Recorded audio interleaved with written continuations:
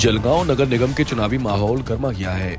महायुति के शिवसेना शिंदे गढ़ के 6 और भाजपा के 6 नगर सेवक ऐसे महायुति के 12 नगर सेवक बिन विरोध चुनकर आए हैं।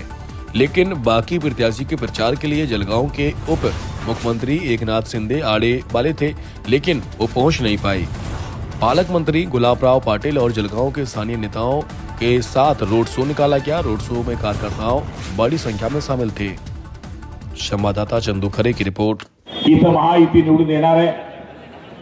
12 नगरसेवक म्हणजे 1 डझनभर नगरसेवक आपले बिनविरोध निवडून आलेले आहेत, ज्यांनी आपल्या जळगाव शहराला MIDC ला मुख्यमंत्री आणि उपमुख्यमंत्र्यांच्या सूचनेवरून D+ चा दर्जा दिला। ते माननीय उदय सामंत जी इथे आलेले आहेत, त्यांचं आपण टाळ्या वाजून खूप जोरामध्ये स्वागत करायचं आहे।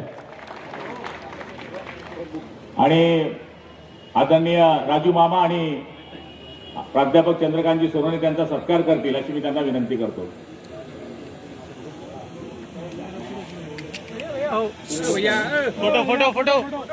रिपब्लिकनच्या तर्फे सुद्धा उदय सामंत साहेबांचा सत्कार या ठिकाणी केला जाईल।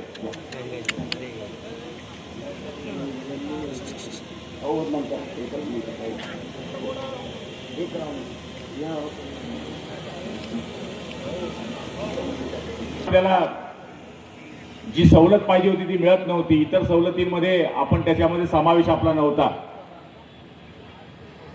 त्या जिल्ह्याचा समावेश करण्याकरता आपण बरेच प्रयत्न केले। कॅबिनेटमध्ये हा विषय आला आणि कॅबिनेटमध्ये मी असेल, गिरीश भाऊ असतील किंवा सावकारे साहेब असतील, आम्ही तिघांनी हा प्रश्न लावल्यामुळे आपल्याला D+ दर्जा या ठिकाणी मिळालेला आहे।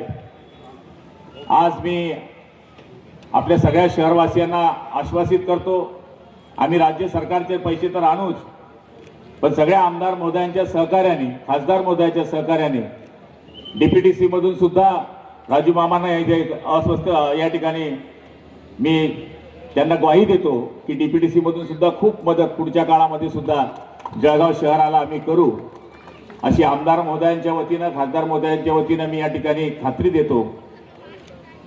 भरपूर वेळ झालेला आहे, म्हणजे जवळपास 11 वाजेपासून, जे आता 25% गर्दी नाही आहे ही सावंत साहेब, एवढी गर्दी होती।